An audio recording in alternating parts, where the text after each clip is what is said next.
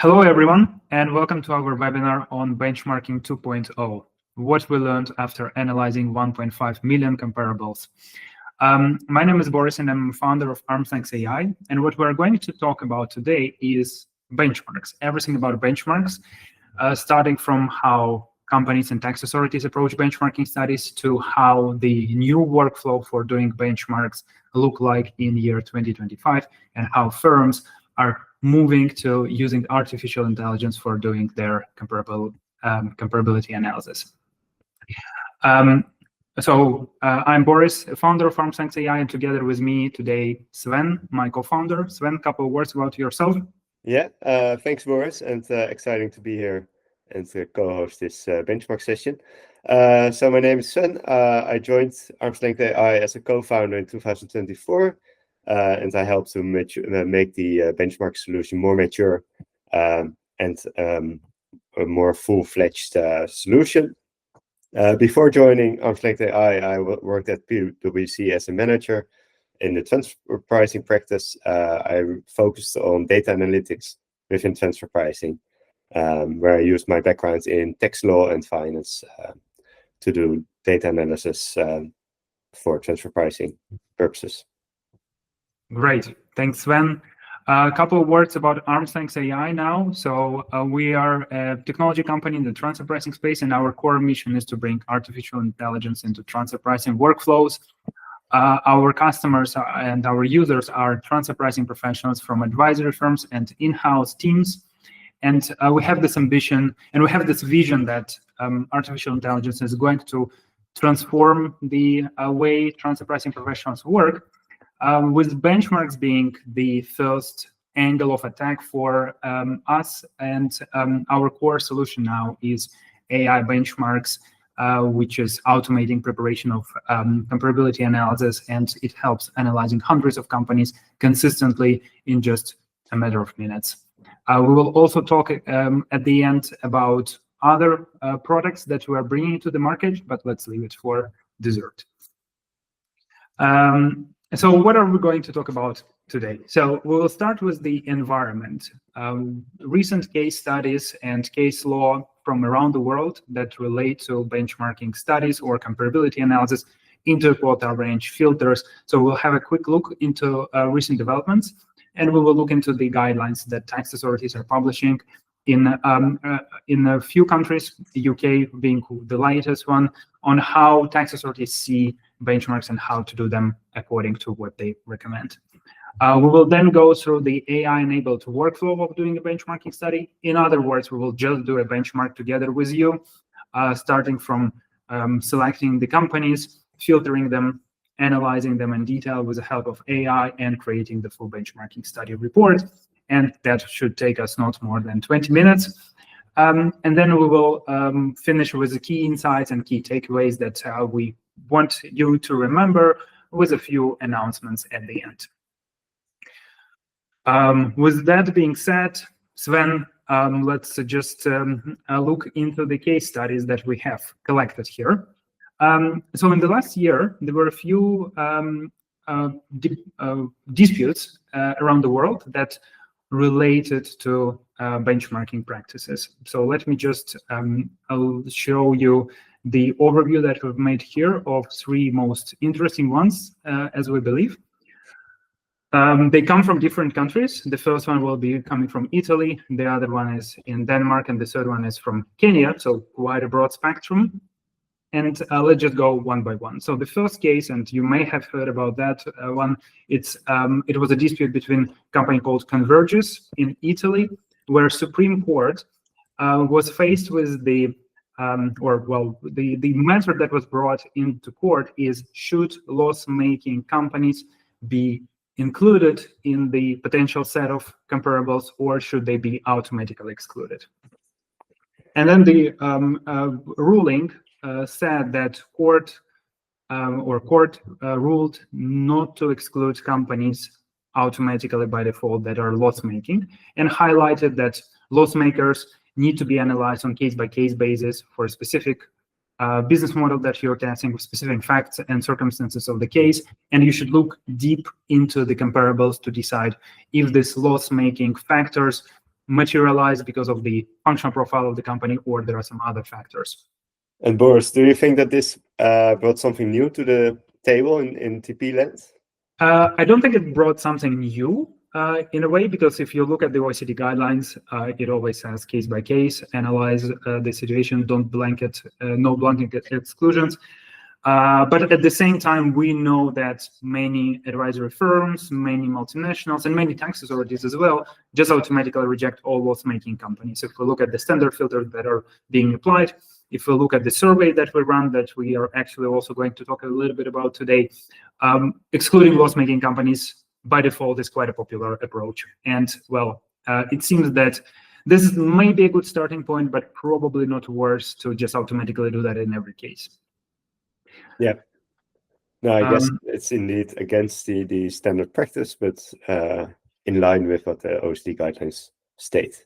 Yeah, exactly. So the second case is from Denmark. The company is called EET Group. And it's a little bit more complicated than just about benchmarking studies and interquartile ranges, because in that case, tax authorities challenged the transfer pricing method applied and switched from resale price method to TNMM. And while switching to TNMM, they also did their own benchmarking study and presented in front of the court the new range based on TNMM. And then tax authorities wanted to adjust the operating margin, I think it was operating margin, to the median of the range. While taxpayer said, we actually we accept the fact that you may use another method and may use another benchmarking study, but we want to be adjusted to the closest point in the range and not to the median. And court did support taxpayer and allowed to be the range or the result to be adjusted to the upper bound of the range or lower bound of the range, so meaning to the closest bound of the interquartile range that was the closest to the actual result. Again, does it create any specific rule that goes beyond that case? Probably not, right? So if we will look at the other case now and at the HMRC guidance, but basically it's rather an exception than the rule that tax authorities and courts will support adjusting to the closer bound of the range and not to the median. So the standard practice that we observe around the world is that if you're falling out of the range, the most probable adjustment that you will see is to the median of the range and not to the upper or lower bound. Yeah, and I guess you just need some strong arguments to go for a different point in the range. I'm not sure whether that was the case in this, or probably the taxpayer had some strong arguments to go for that other point in the range, also based on the fact that they used a different method initially. So probably they had some ideas. Yeah, exactly. And then the third case from Kenya with the company called Chipla in Polish, but probably Polish pronunciation here wouldn't be correct. So the case there was even more extreme. The tax authorities, so the taxpayer constructed the interquartile range based on the benchmarking study that they've done, and they were within the range.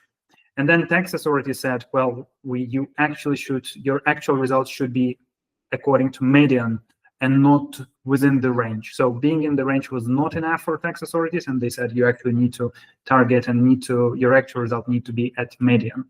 And then court rejected that argument and supported the fact that taxpayer can be anywhere in the range, which is again expected, I think.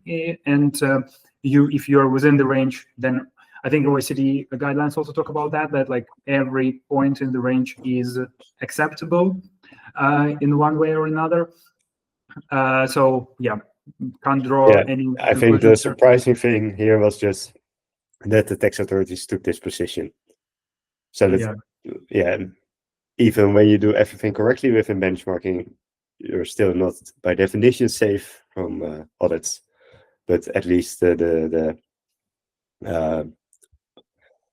court will judge in line with the guidelines.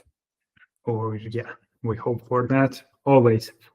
So that was the overview of the recent case studies. I think pretty interesting that the topic of benchmarking study, interquartile range, loss making, exclusion filters that are being applied are high on the agenda. So we regularly every year see more and more cases like that. And we're sure to continue seeing them, which just makes a point for, well, this is still a very important and relevant topic, and you need to be conscious about the filters that you apply, the benchmarking studies that you make, the range, and does it make sense, where you are in the range, and what are your potential risks comparing to the median, for example.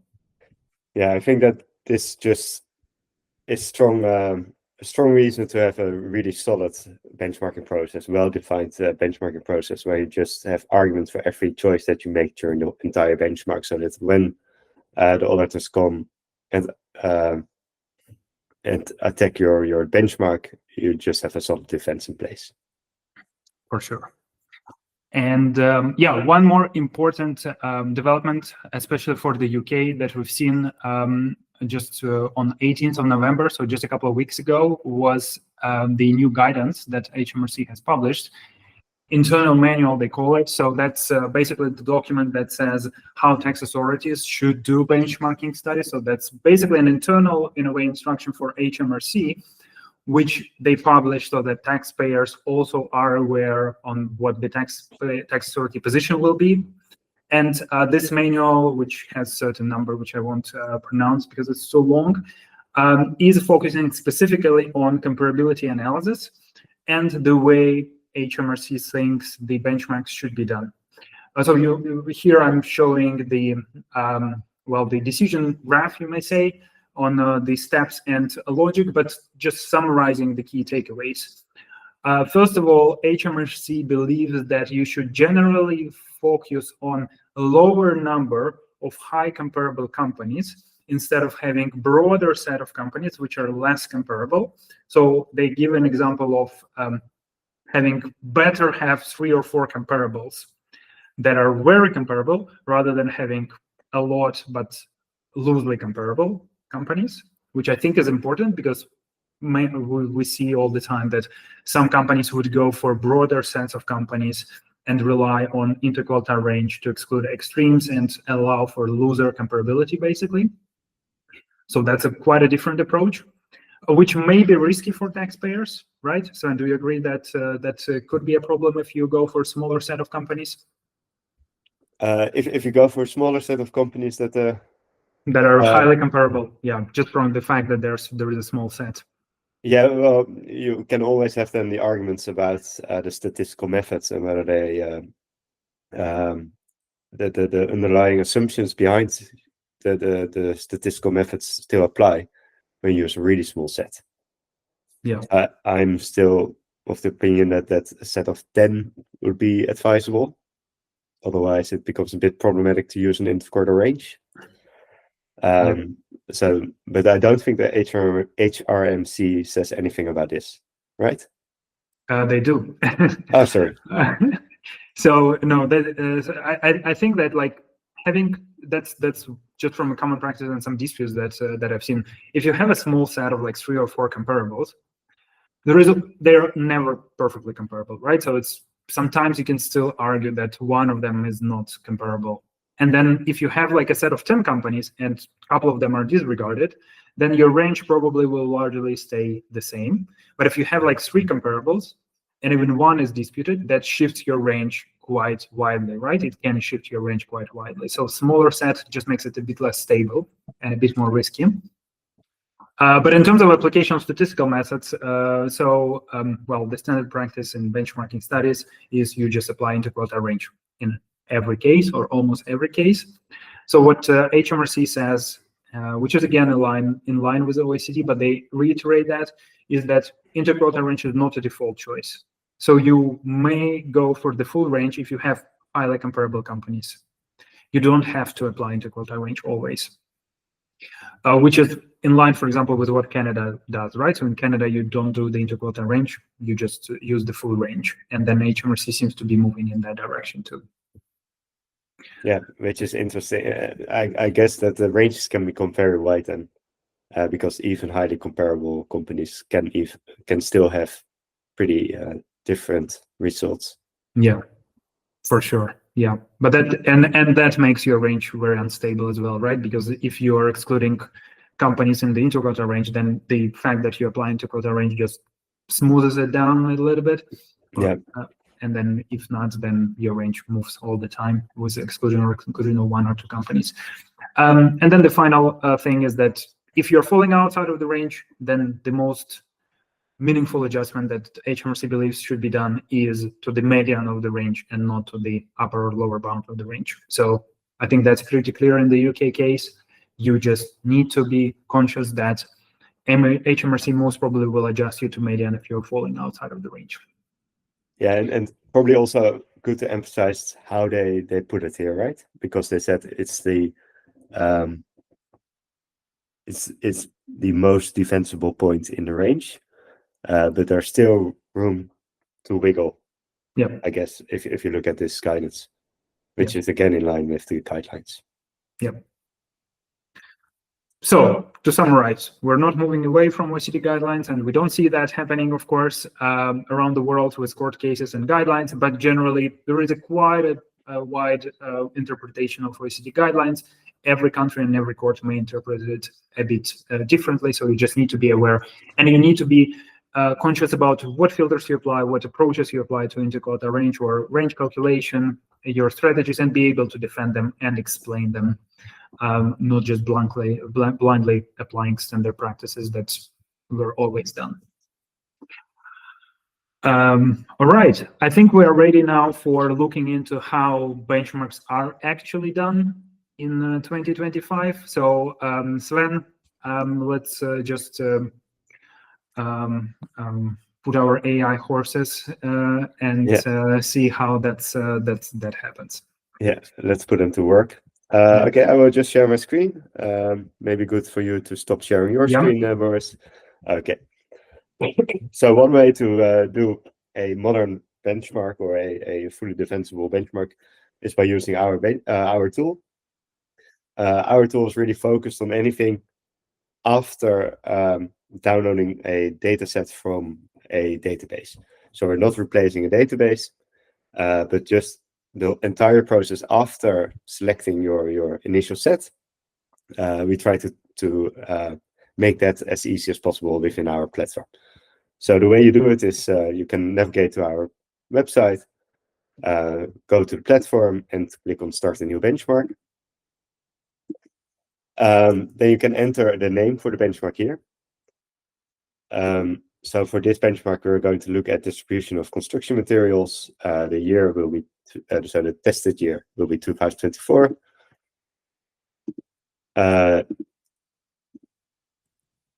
Then we select the client for which we're performing the benchmark and the language. So by default, it's set to English, but you can also select any other language from this data set. So now we're adding it and we're presented with the overview of the benchmark. So here you can see all of the details where you are in the process. Now we're at start, so we can just click on Start Analysis. Or do we want to discuss the interquartile range in a bit more detail here? Yeah, let's do that. So by default, it's set. So here are the settings that we just discussed. Well, the POI that speaks for itself. The period is just the period that we're looking at, the years that are included in the calculation. And then we have some advanced options that relate to the things that Boris highlighted before. So you can select the calculation basis.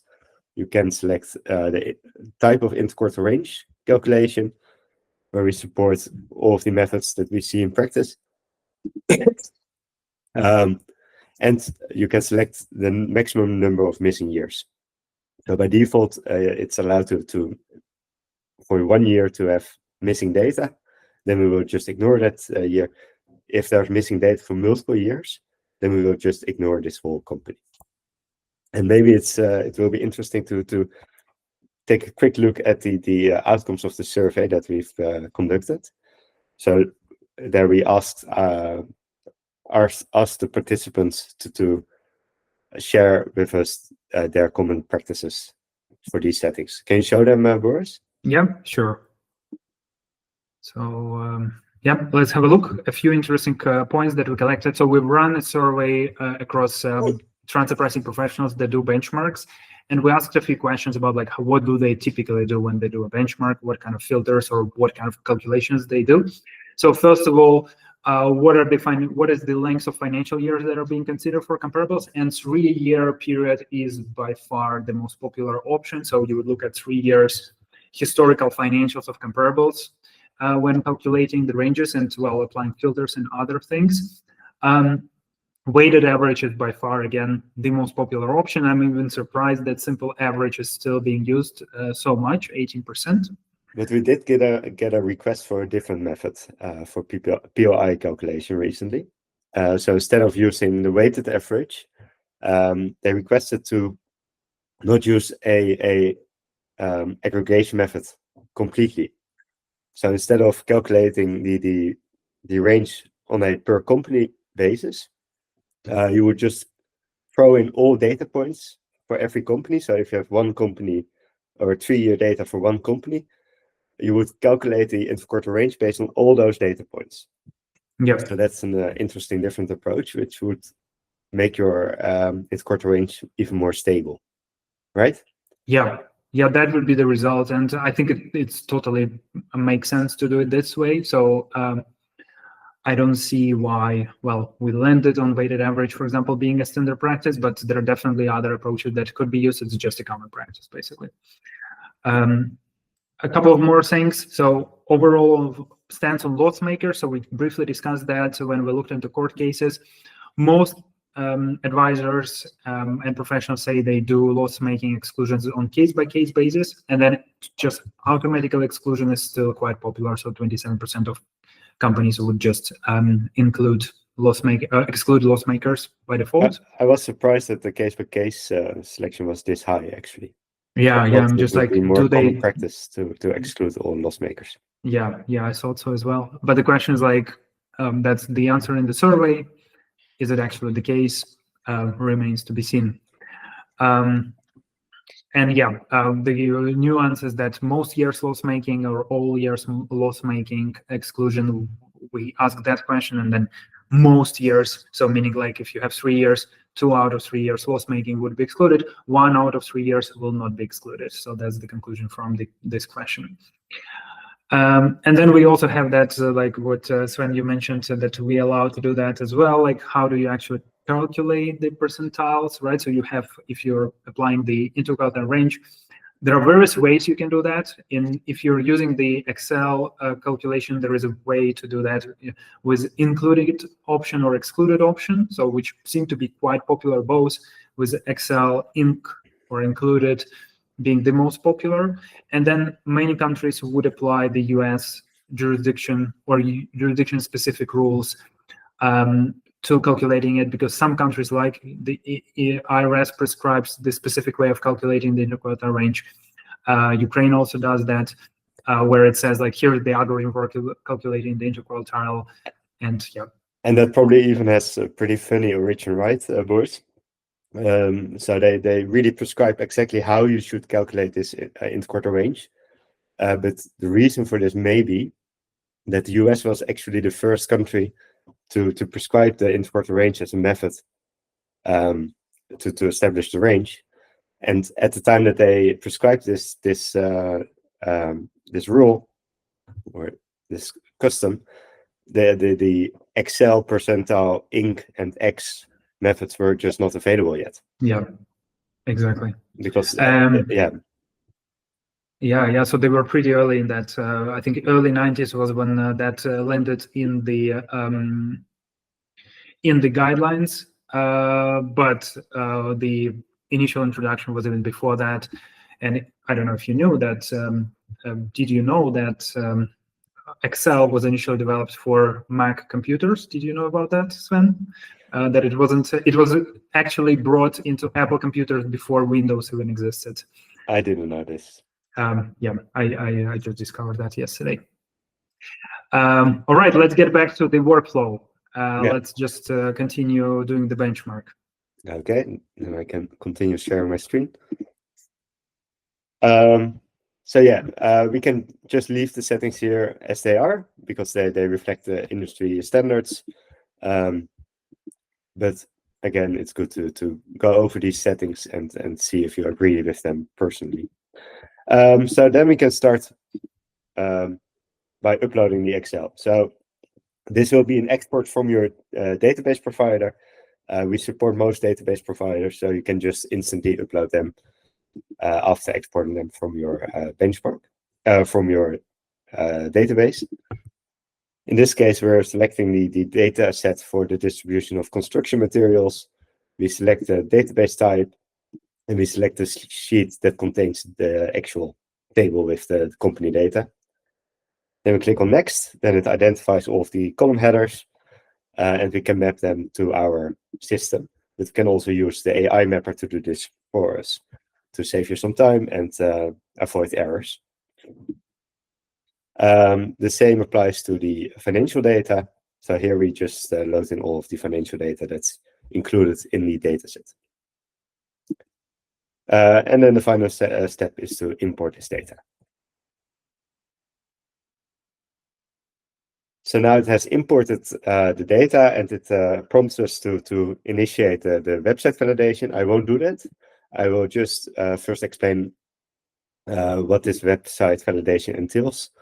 So each database contains websites for the company, and sometimes it has multiple websites for one company listed. So you used to go through these websites manually and check whether they were accessible, and if there are multiple listed, which one is the best to analyze the company. So instead of doing this manually, we've created this util that will do this for you. And besides just checking if the websites that are listed are accessible or are online, we also check if we can find a different website if we just search for the company name and the country. And in the end, we check if the website that we find, if we just search for the company name and the country, matches with the website that's listed in the database. And if so, we mark the website as validated. And if there's a mismatch, so there's a different website listed in the database export versus the website that we find, we also show that. And then the user can easily select the right one based on its own check. Yeah. And of course, full control.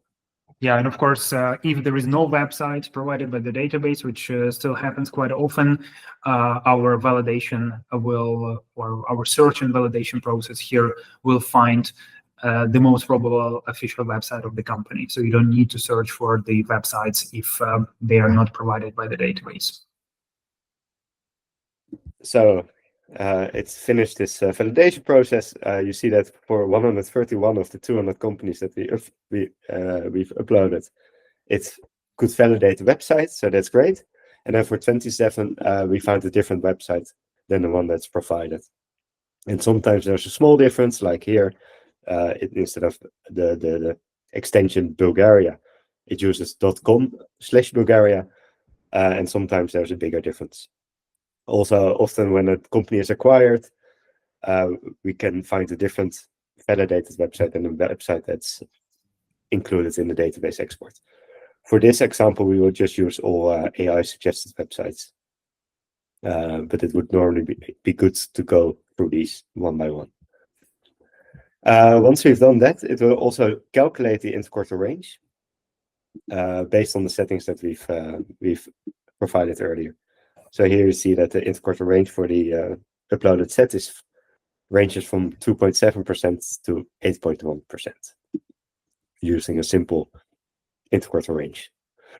Then we can go to the next step, the process. So as I said, we're just taking over the manual search process, which consists of a few steps. You would normally apply a few numeric screens on top of your database export, or that's something you may do.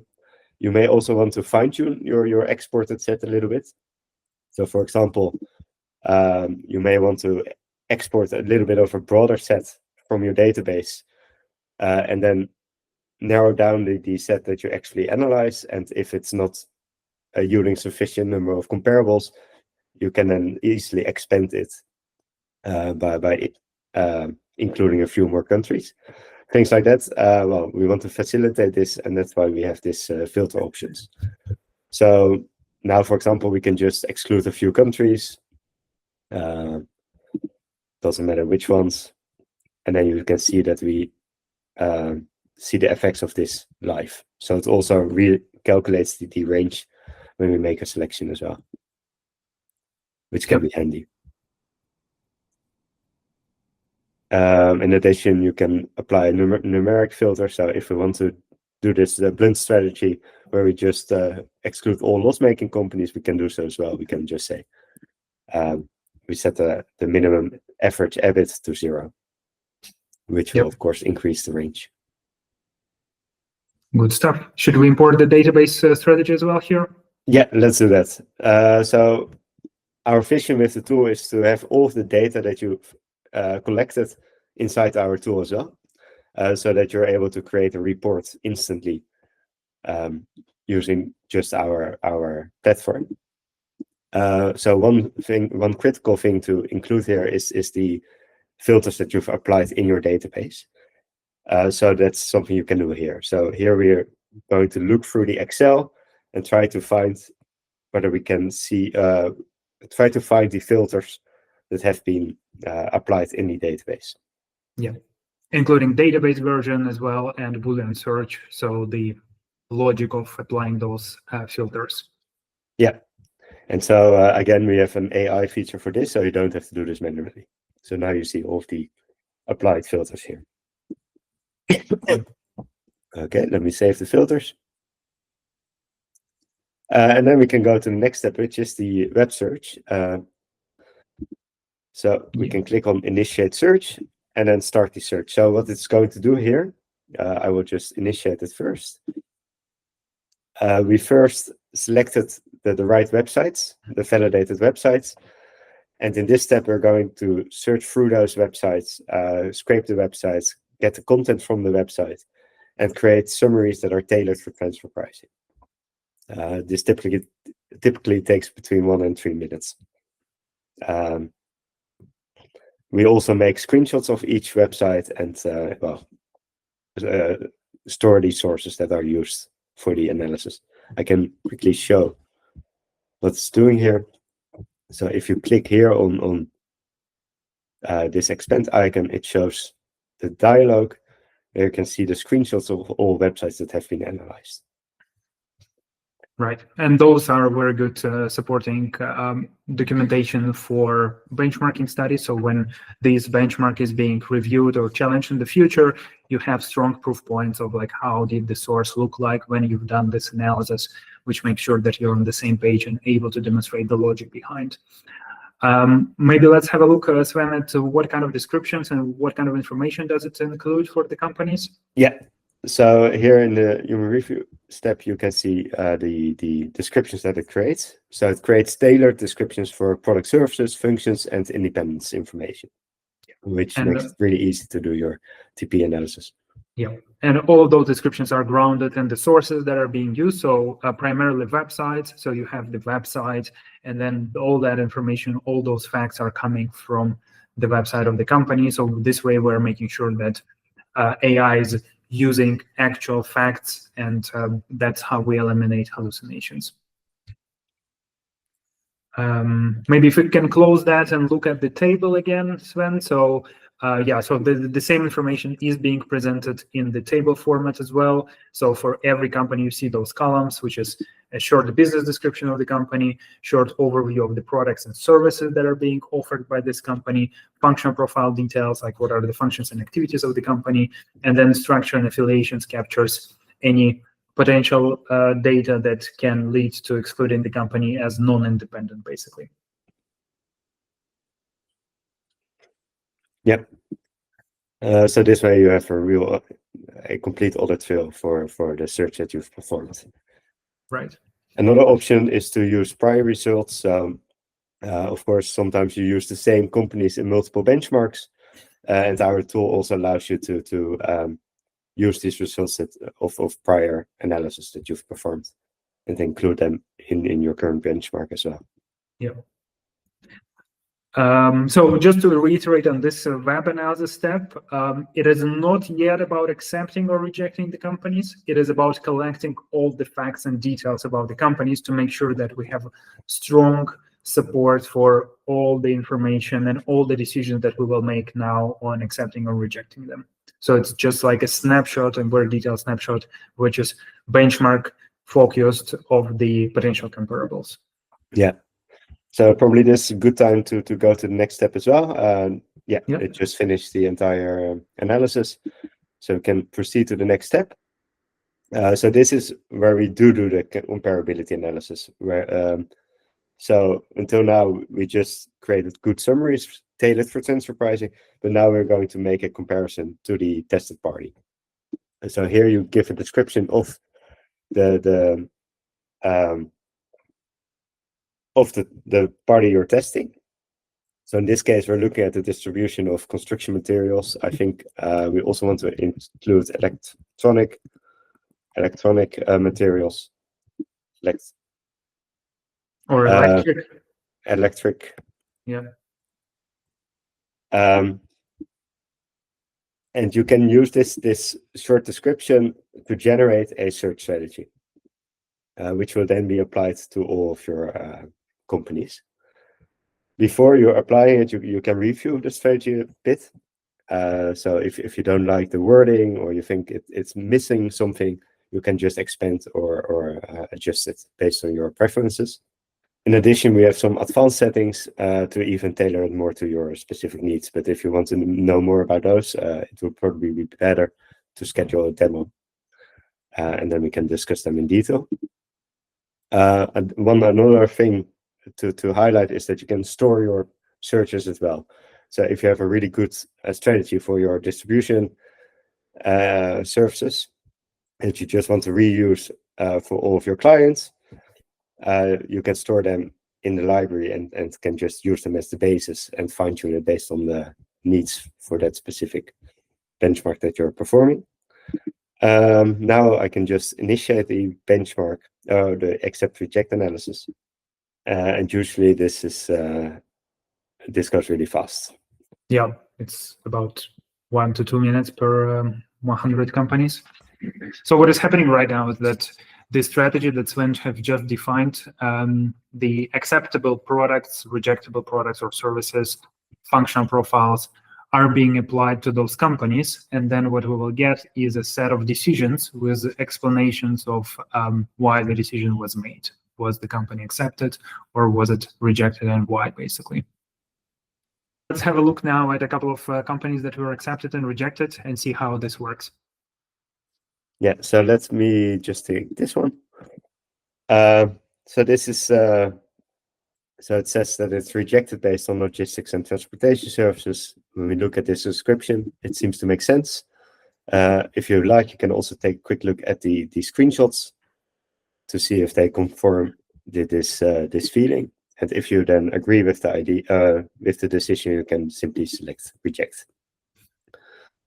And then it's marked as human reviewed company.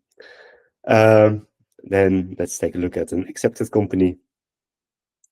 So here, this company is accepted. It says it's providing steel products and services for the construction industry. We can take a quick look at the website again to see if we agree. Yeah, so here we see some indication of the services that they provide, which feels very related to construction materials. So I guess we can also mark this as accepted. Yep, that's good. But yeah, of course, we'll do the more detailed human review in the next step. But you can actually do that while you're looking into here. I think one more important comment here is that, so we now have, 24 accepted companies at the bottom and 159 rejected companies. And if you look at the range on the top, then this range that we see currently 3.3 to 9.1% is the range for accepted companies. So you start getting a feeling of like what your range will be if you go with this selection. And of course, you can reiterate the strategy, right? So you can update the accept reject strategy, change it, and then it will be, you can rerun it with AI multiple times until you're happy. Yeah. And then as Boris said, we offer this screen where you can review the companies in more detail. So we advise you to look. We mark the companies with a review priority. So all of the accepted companies that are suggested to be accepted are marked as review priority high. So we suggest you to look into these in a bit more detail. So yeah, let's have a look at how do we actually review those companies manually. Yeah. So just to give another example, you can click on this expand icon, then it will show this detailed screen where you can see all of the information that may be relevant to make your final decision. So you see the description again, AI suggestion, and some other details, like the key KPIs. So this is probably in line with what the OSD guidelines say about loss makers. You don't want to exclude them by default, but you may want to use it as one of your criteria to make the final decision to accept or reject the company.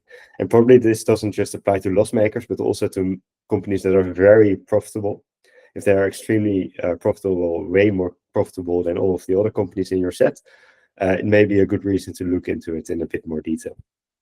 So we also highlight if a company is higher than the rest of the group. So here we see, for example, that this company has relatively high intangibles of 5.9%, whereas the rest of the group, the interquarter range for this KPI for the rest of the group is from 0 to 0.1%. So this 5.9% is significantly above that range, but still it's not extreme, and I wouldn't see it as a rejection reason. Another thing that you can see here is the comparability checklist. So here you can see the reasoning behind the decision that the AI took. So here we see that it identified electric materials for this company, and that it didn't find any of the rejectable items for this company. So that gives you a bit more confidence in the decision. And the last thing you may want to check is the confidence level for the AI suggestion. So sometimes the AI may doubt a little bit about its own decision, and then it will mark it as confidence low, and it will give the reason why it's doubting its own decision. And by providing this as information, you can, as a user, just make a really quick decision if you agree with this end conclusion, or that you indeed want to reject it based on that doubt reason. But we can just, I don't think in this case that there are any important reasons to doubt the AI, so we can just accept the reason and keep the company in our set. So this methodology allows you to really quickly go through all of the companies that are in your list and are accepted by our AI, so that you really have this sort of 4i principle, but with the AI and yourself as the reviewer. So that's the core, and then we've added one more feature, which is the custom AI column. So if you like, if you want to really go into details about one particular aspect about the company, you can also ask it an AI question. Then we'll go through the data that is available for this company, collected in the previous steps, and based on that data, it will come up with an answer for this question that you're asking it, which can be very convenient in some cases. We also prepared some predefined questions that you may want to use. Yeah. And yeah, while we're still here, you can quickly go to exports. But before we look into exports, let's have a look at the statistics about the benchmarks that we have on our recently completed on our platform, which I think is pretty interesting. I'll just hide your screen for a second, and let's have a look at this analysis that we've done. So we looked into the last 100 benchmarking studies that were completed on our platform, which is about 1 month behind, and few interesting takeaways. So the first question is like, how many companies do end up in a benchmarking study on average? So how many companies are, or how many potential comparables are in the average benchmark? And the answer to that question is 310 companies is on average in an average benchmarking study. You see the distribution here. Most of the benchmark are from 100 to 300 comparables, potential comparables, with a long tail of larger benchmarks as well. But you may say that the general rule of thumb is like if your benchmark is around 300 comparables to be analyzed, that makes sense. That's what common practice is. And then in terms of acceptance and rejection, so on average, in the benchmarks that we have, around 13% of companies are being accepted.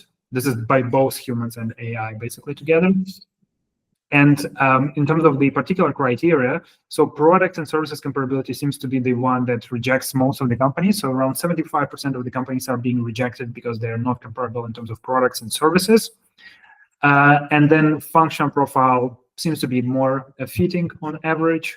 So about 58% of the companies are being accepted based on functional comparability. And independence-wise, so we have this independence filter or criteria where we review the companies. Do they tell about being part of a group, having subsidiaries, having foreign offices? Around 68% of the companies are being accepted and 30% of the companies are being rejected. So when you export the list of companies from the database, you typically apply those independence filters at the database level where you say, okay, independence indicator, ownership criteria, but still around 30% of the companies that end up in the benchmark are still not independent according to the information that is publicly available, which means that you cannot just solely rely on the database for the independence analysis as well. So that's another reason why doing the in-depth review of comparables is really important. Should we go, Sven, back to the exporting and look at the final results? So once you've reviewed the companies, you can create, or you can look at this final overview of the accepted companies, where you can see all of the margins per year, the average value and the interquarter range with a short description per company. This can be handy if you're a reviewer or director within your company and just want to have this quick overview. And then you can have a detailed export with all of the data that's inside our tool. You can export it to an Excel. Let me do that now. So we've now downloaded the Excel. Let me open it and share my window. So this is the export. Here you see all of the data that's also inside our platform. So you see the waterfall from the companies in the original set to the accepted comparables. You see the interquarter range settings. You see the range and the list of the comparables. We also include a filter overview. So here we do include the overview of the filters that have been applied in the database, so that you just have everything in one place, together with the database, the filters that have been applied in our own platform. Then you can also see the strategy that has been applied, and a accept reject matrix with all of the decisions and the motivations behind the decisions. So this creates one complete offline audit trail for the entire benchmark. One other thing that I would like to share is the ability to export the screenshots. Here we have the option to download the screenshots for a company. If you click on it, it downloads a PDF. I will then open it and share my screen. So here you can see how such a PDF looks like. It contains all of the information that's also on the website, so that can be very convenient when you need to defend your benchmark. And then the last thing that we've recently added is the option to export a entire report. So we basically have all of the information now inside the platform, so we can just populate an entire benchmark report as well. We just have to describe the transaction. So in this case, that would be distribution of construction material, construction and electric materials. We can specify the region. And if you like, you can also customize this report to your own branding guidelines. So you can specify the color, you can give a logo and even a small logo, which will be used as a header for the report. And you can even specify how you want to format the numbers. So once you're happy with the settings, you can click on Generate Report. And now it's using our custom template as a basis for your report. If you like, we also support the option to add your own organization's template as well. So this is how the final report looks like. Yep. So it has all key elements that are typically required in the benchmarking study report: introduction, table of contents, all of the appendices, accept, reject metrics, financial indicators of the potential comparables, and even formulas for calculating the profit level indicator that you have selected. And as you see, it's branded. Now it's branded with our colors and logos, but as Sven mentioned, you could customize that and change that into your colors and fonts and branding so that it looks really like something that your firm has produced. And this way, we're making sure that all the data that went through our solution and all the data that you have imported also lands in the final outcome without unnecessary human intervention. So people will not lose details or everything that is not copy pastable manually like it typically happens now. And if you update something in the benchmark, change the strategy, apply different filter, you can just regenerate the report and it will update everything automatically. So this saves a lot of time and makes sure that there is no human error involved in that process. So we started with database extract. So we've got database extract from the database. Then we uploaded into the solution. It did the full validation of the websites, checked them, updated the websites, found the missing websites. We applied some filters ourselves in addition to database filters. Then our algorithms did an in-depth review of the comparables, saving substantial time on reviewing companies manually, reviewing their websites, capturing the screenshots. Then it did the accept reject metrics based on the criteria that we have defined, did it consistently and fast. So if you want to reiterate on accept reject strategy, you can do that very quickly. And that applies those criteria really consistently with full audit trail. And then we were able to create the full benchmarking report out of it. So the full benchmarking study now takes substantially less time. So what our customers say is that on average, they save from 50 to 80% of time on the average benchmark. But it's not just about time saving, but it's also about capturing all the details, having the full audit trail, having the consistency. So that's how the workflow of benchmarking study looks like with AI and with our solution. All right, Sven, I think we're done with the benchmark part. Yeah. Should we just then very briefly talk about the future plans? Of course, we're still fully committed to developing benchmarking going forward. It's a very exciting area for us. A lot of companies using it on a daily basis. On average, there is around 80 to 100 benchmarks done every day using our solution. So there's a really big volume, and we're very happy about that because it means that it saves a lot of time on the work that consultants don't typically like doing and transfer pricing professionals would like to automate. But we're going a few steps further with our solutions. So Sven, that's first your beast. Yeah, so one of my passions has always been the CBCR data. I think it's something that OECD spent quite a lot of time on to define the standard. Companies spent even more time on implementing it and creating this data. And what we see is that the data is actually barely used, probably for multiple reasons. But one of the reasons is that it's pretty difficult to create, to make good conclusions based on this data. Combine multiple year data, apply the right filters so that you can confidently say something about the data. And that's why we believe that there should be a better solution in the market. And that's why we've created the CBC tool, which not only helps you to create the XMLs in the required standards XML format, but also analyze this data using various rules that are prescribed by the OSD guidance on analyzing the CBC data. So that's something that's pretty exciting. We're about to start the testing phase. And if you want to give it a go with your own data, want to give it a try, please let me know, and I will make sure that you get access to the tool as well.